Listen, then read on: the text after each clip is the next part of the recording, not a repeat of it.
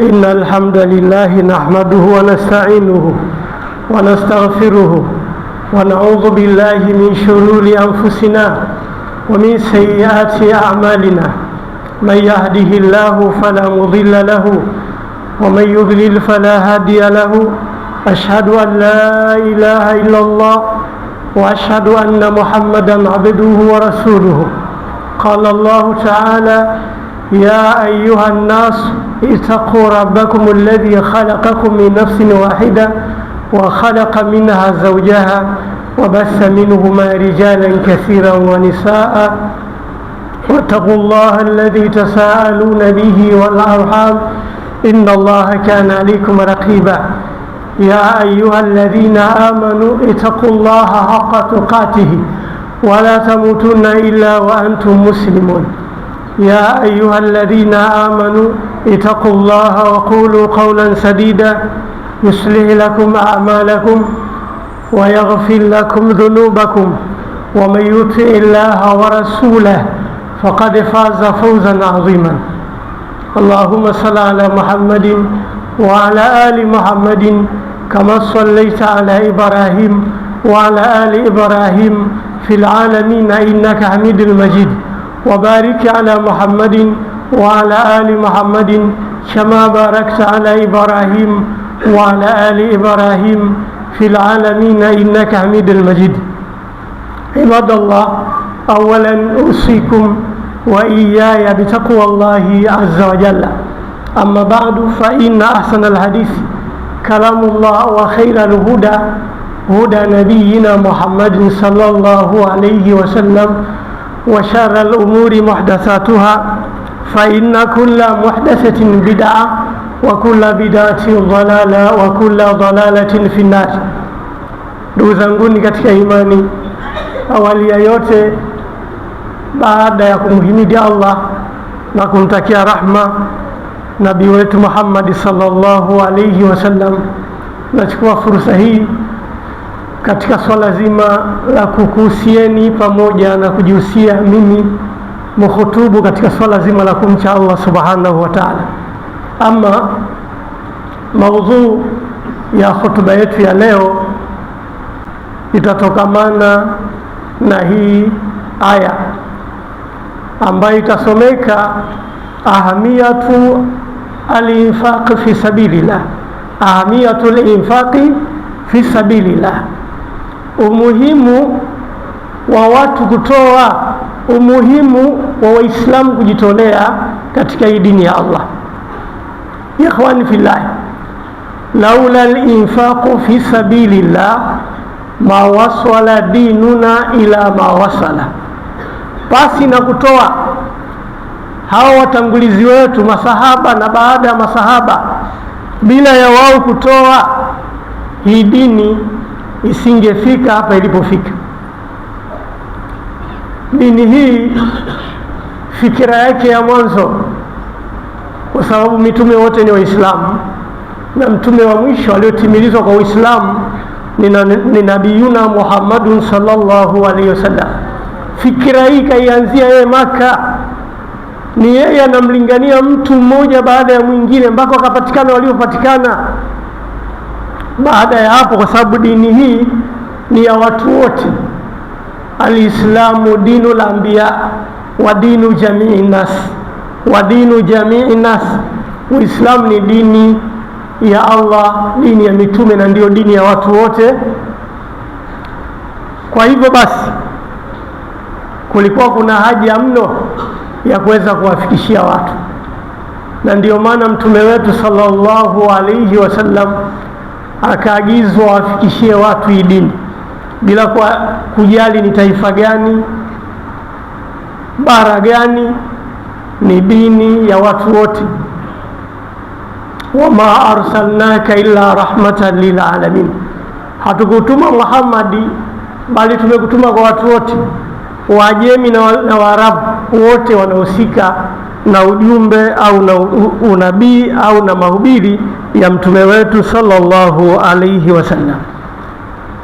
Kwa ajili hiyo basi, ili dini iweze kufika, ni lazima watu watoe katika mali zao, kwa sababu kuna wakati dini itahitajia mali, kuna wakati itahitajia nguvu, kuna wakati itamhitajia mtu, kwa maana mtu mwenye taaluma wasomeshe watu. Kwa hiyo bila kutoa unakuja kuona dini haiwezi kaenda.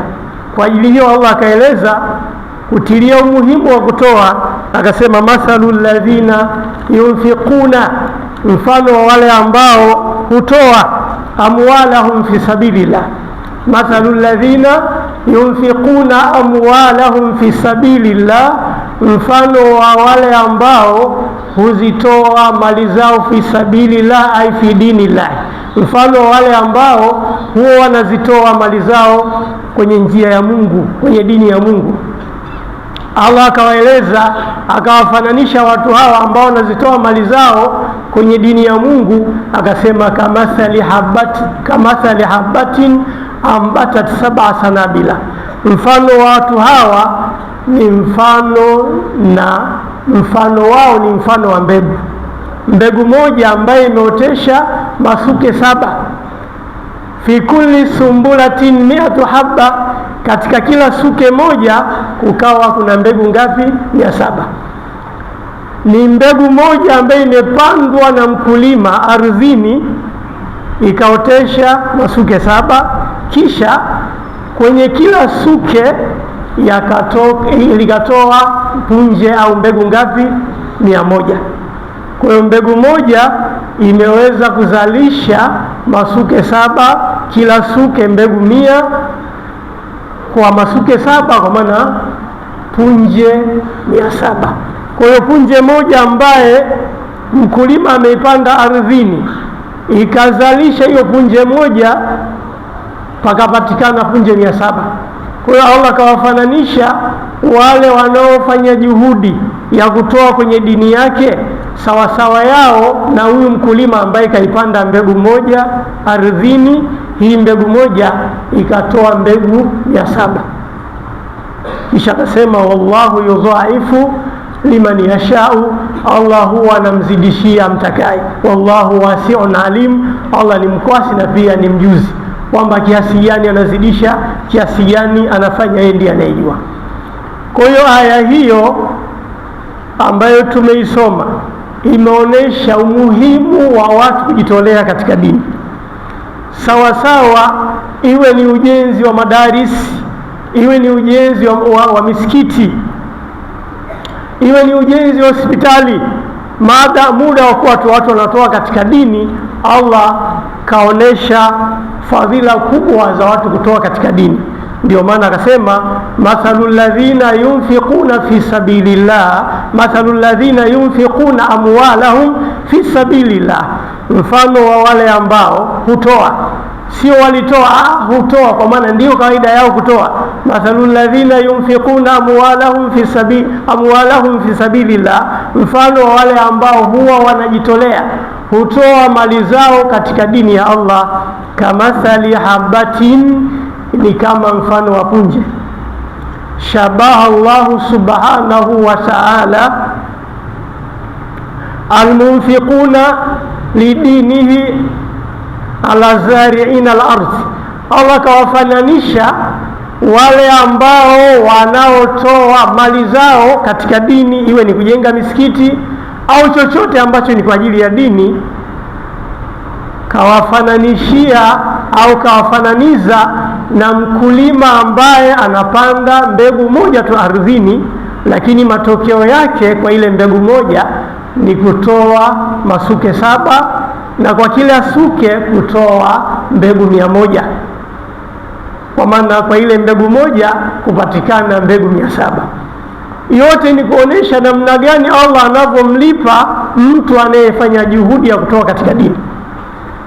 Kwa kuielewa aya hii, ndiyo maana masahaba radhiyallahu anhum, ilikuwa mtume wetu sallallahu alayhi wasallam hatangazi chochote kwa ajili ya dini isipokuwa wao wanaenda kutoa kila kitu.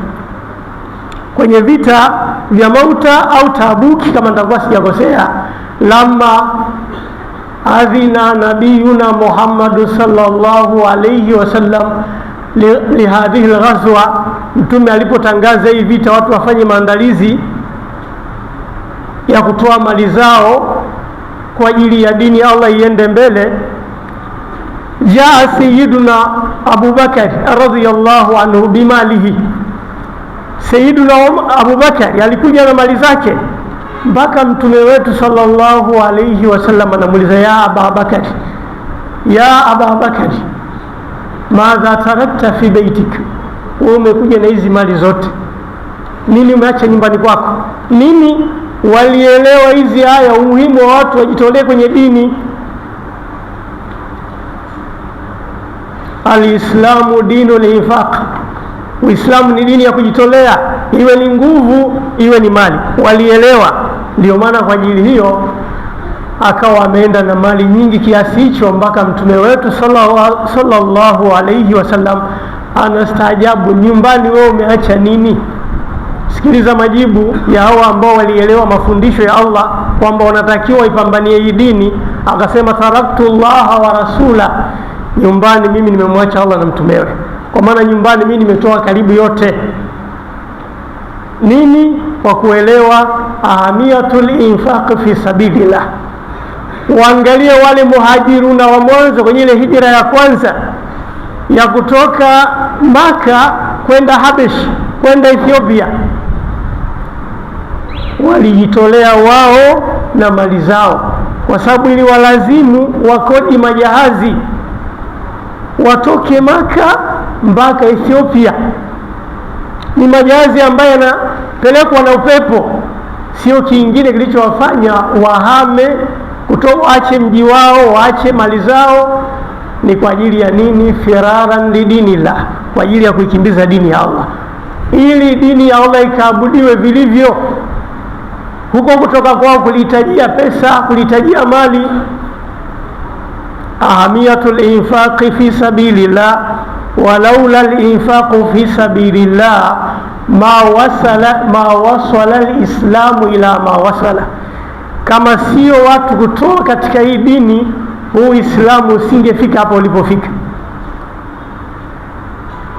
Laula sahabatun infaquhum ma wasala dinuna ila burudanina wa ila amkinatina almukhtalif. Hii dini isingefika maeneo mbalimbali. Ni kwa kutoa.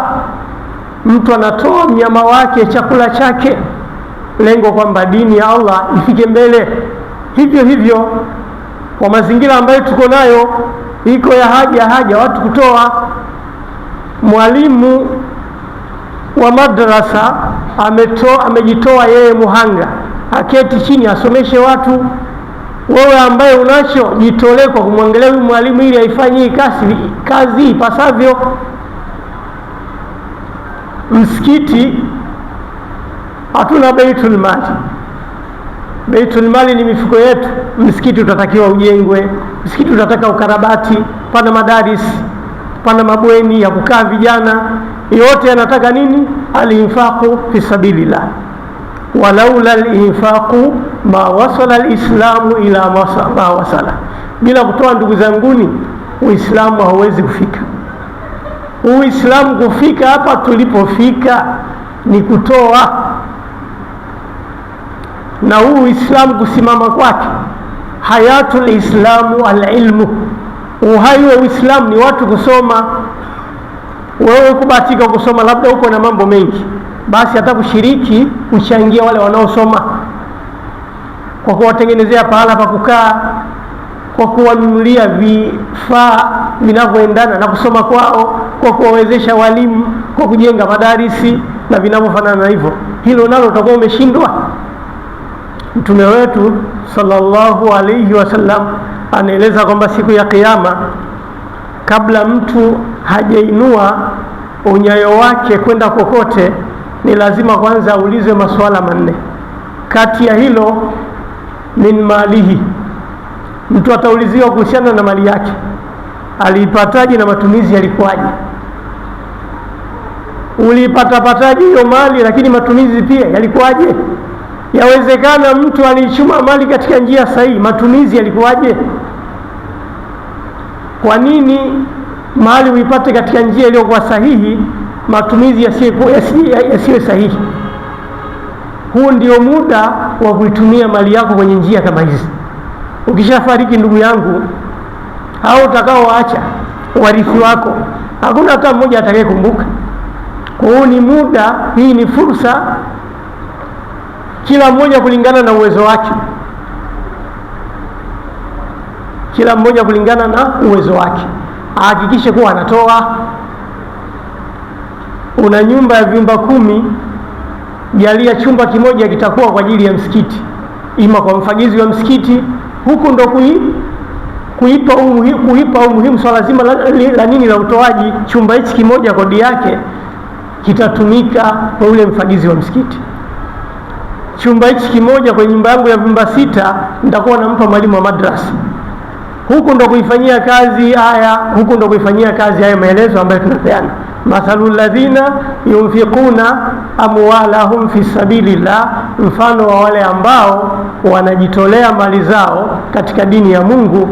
Kamathali habatin, wao mfano wao ni kama mfano wa punje, ni kama mfano wa mbegu moja. Ambatat 7 sanabila, mbegu moja ambayo imeotesha masuke 7, kisha katika kila suke ukawa kuna mbegu ngapi? 100. Nini maana yake? Kwa maana shilingi moja yako Muislamu unayeitoa katika swala la dini, malipo yake ni sawasawa na ile mbegu moja ambayo mkulima kaipanda. Thawabu ndizo zitakuwa hizo kwenye shilingi moja yako. Thawabu itakuwa ni 700 na kuendelea na kuendelea kwa ile shilingi moja. Sasa fikiria kwenye shilingi 10,000 utakayoitoa, kwenye laki utakayoitoa, kuna shilingi moja moja ngapi? Aya hii na mfano wa hizi zinatuhimiza katika swala zima la nini, la kujitolea kwenye dini ya Allah. Mathalul ladhina yunfiquna amwalahum fi sabilillah kamathali habatin ambatat 7 sanabila fi kulli sumbulatin 100 habba. Kwa ajili hiyo ndio maana tukasema ahamiyatul infaq fi sabilillah. Alhamdulillah hamdan kathiran tayyiban mubaraka fihi, wa sallallahu ala nabiyyina Muhammadin wa ala alihi wa ashabihi wa man walahu ila yaumi dini wa ba'd. Ikhwani fillahi, awalan usikum bitaqwa Allahi azza wa jalla. Ndugu zanguni katika imani, na kuhusieni pamoja na kujihusia mimi mzungumzaji katika swala zima la kumcha Allah subhanahu wa ta'ala.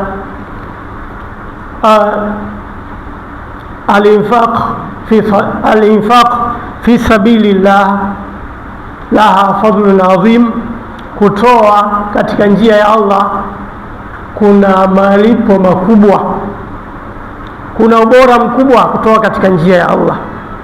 Ndio maana kwenye ile aya tuliosomeana mwanzo, Allah alisema mfano wa hao wanaotoa mali zao kwenye dini ya Mungu ni sawasawa na mbegu ambayo imeoteshwa ardhini ikatoa mbegu 700. Kwa hiyo tukaoneshwa jinsi gani huyu mtoaji, kama itakuwa ni shilingi moja yake ametoa, malipo anayoyapata, malipo atakayopata kwa Allah ni sawasawa na thawabu 700 na kuendelea na kuendelea, yote kuonesha ubora wa utoaji, ubora wa mtu kutoa katika njia nini ya Allah. Tulieleza kule mwanzo kwamba siku ya Kiyama mtu kabla hajainua unyayo wake kwenda kokote kwa ajili ya kuhesabiwa, cha kwanza ataulizwa kuhusiana na mali yake. Aliipataje? Wa fi ai makani anfaqa, na katika sehemu gani aliitoa. Bali yawezekana mtu aliichuma mali yake hovyo, aliichuma kwa njia haramu, ima kwa njia ya makamari na mfano wa hayo. Lakini kwenye matumizi pia alitumiaje?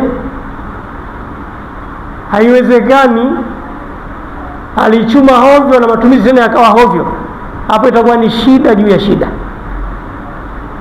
Alichuma mtu mali ndivyo sivyo na matumizi tena yakawa ndivyo sivyo, au alichuma mali ndivyo inavyotakikana mali ichumwe, lakini matumizi pia akawa ndivyo inavyotakikana mali sahihi zitumike kwa njia ya kheri. Hapa itakuwa ni kheri juu ya kheri. Mtume wetu sallallahu alayhi wasallam akizungumzia siku ya Kiyama akasema, sab'atun yadhilluhumullahu yawma la dhilla illa dhilluh. Watu wa aina saba, watu wa aina saba Allah atawaweka kwenye kivuli chake. Yani siku ya Kiyama watu wa aina saba, watu wa sampuli saba watakuwa kwenye kivuli cha Allah, siku ambayo hakutakuwa na kivuli isipokuwa hicho kivuli cha Allah, siku ambayo ni nzito, siku ambayo umbali wa jua hautakuwa huo ambao leo tuko nao, kwa sababu leo inaelezwa toka jua liliko mpaka litufikie katika sisi wingu wa dunia, wanasema ni maili milioni 98 milioni. Sasa siku hiyo haitakuwa hivyo. Kwa kauli ya Mtume salawatullahi wasalamuhu, jua litakuwa umbali wa maili moja. Jaribu kufikiri ndugu yangu Muislamu, hivi sasa liko kutoka hapa tuliko mpaka huko liliko jua, na tunaliona jua linawaka sana, nahitaji nipumzike, nahitaji kivuli, wakati jua lenyewe toka kule liliko mpaka kwenye vichwa vyetu ni umbali wa maili milioni 98 kama tunavyoambiwa. Tunaona joto lake, tunaona shida yake. Siku hiyo jua litakuwa ni maili moja. Sasa kila mmoja afikirie hali itakuwaje. Watakaokuwa kwenye kivuli cha Allah ni watu wa aina saba tu, sio muda wa kueleza wote. Huyu aliyekuwa anatoa mali zake kwa ajili ya Allah katika hao watu wa aina saba ni mtu aliyekuwa ajitolea mali zake kwa ajili ya Allah. Kila mmoja wetu ni mwenye kuhitajia awe katika hicho kivuli, lakini hicho kivuli hakipatikani vivi kwa kutoa mali zetu. Iwe inahitajika pesa, yani inahitajika labda vitenda kazi, mbao, bati, maadamu kumetangazwa kwenye jambo la Mungu, kwenye jambo la umarishaji wa dini, ni lazima tuweze kufanyaje? Kujitolea, ili tuweze kujikinga na kujiokoa na kuweza kupata hichi kivuli ambacho watakaostahili kuketi chini ya kivuli hichi ni watu wa aina saba tu, akiwemo yule aliyekuwa akitoa mali yake kwa ajili ya dini ya Allah, aliyetoa mali yake kwa ajili ya mambo ya Uislamu na Waislamu.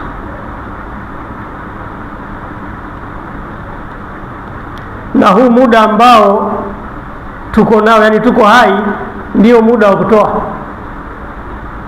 Baada ya kufa hakuna kutoa, na ndio maana mwanadamu huwa anaomba saa yake ya kufa ikishafika, huomba aongezewe muda. Allah alieleza, huwa mcheleweshi mtu yoyote yule. Saa yake ikishafika ya kufa, huwa mcheleweshi yoyote yule. Kwa hiyo muda ndo huu, kilichopo ni sisi kufanya juhudi ya kuweza kuipambania dini ya Allah. Ahamiyatul infaqi fi sabilillah, umuhimu wa kujitolea katika dini ya Allah. Katika hadithi nyingine Mtume salawatullahi wasalamuhu akizungumzia huku kujitolea, sadaka hizi za kawaida hizi, kwa sababu kuna ile sadaka ya fardhi ambayo ni zaka, hatuizungumzii hiyo, japokuwa na yenyewe ndiyo imo. Tunaizungumzia hii ya kawaida, kujitolea, ambayo ina kiwango, kila mmoja kulingana na vile anavyoweza. Mtume wetu salawatullahi wasalamu alisemaje kuhusu kutoa sadaka? Akasema, sadaqatun burhanun, hii sadaka hii, huku kutoa mali ni hoja, ni dalili. Burhanun ay dalilun ala imani almar'i, huku kutoa ni ishara, ni kielelezo cha imani ya mtu, kuonesha kwamba huyu bwana ana imani. Sababu ukitoa kitu ambacho umekitumia jasho, umekitolea jasho, unatoa tu hivi hivi, uone papo kwa papo malipo, yataka imani ya juu. Hivi hivi mtu hawezi kutoa. Sasa kama ambavyo tunapokuwa wakarimu sana, watoaji sana kwenye njia za Allah katika mambo ya Uislamu ndani ya Ramadhani, hivyo inatakikana tuwe katika muda wote. Tuliambiwa ile aya ambayo tulisomeana mwanzo, mathalul ladhina yunfiquna amwalahum. Allah alisema yunfiquna amwalahum, huwa wanatoa. Hakusema walitoa. Mfano wa wale ambao hutoa mali zao kwenye dini ya Allah, kuonesha kwamba hili zoezi la utoaji katika dini ya Allah yatakana liwe endelevu, sio labda mpaka mwezi fulani, mpaka time fulani. Kwa hiyo muda wote, popote litakapotangaza jambo la Allah na kutoa kwa ajili ya Allah, Uislamu lazima atoe, kwa sababu kuna malipo makubwa mengi katika kujitolea katika dini ya Allah. Rabbana atina fi dunya hasana wa fil akhirati hasana wa qina adhaban nar. Allahumma arham mautal muslimin, Allahumma arham mautal muslimin, Allahumma arham mautal muslimin, اللهم ارحم مرضى المسلمين. ربنا اتنا في الدنيا حسنه وفي الاخره حسنه وقنا عذاب النار وقنا الصلاه.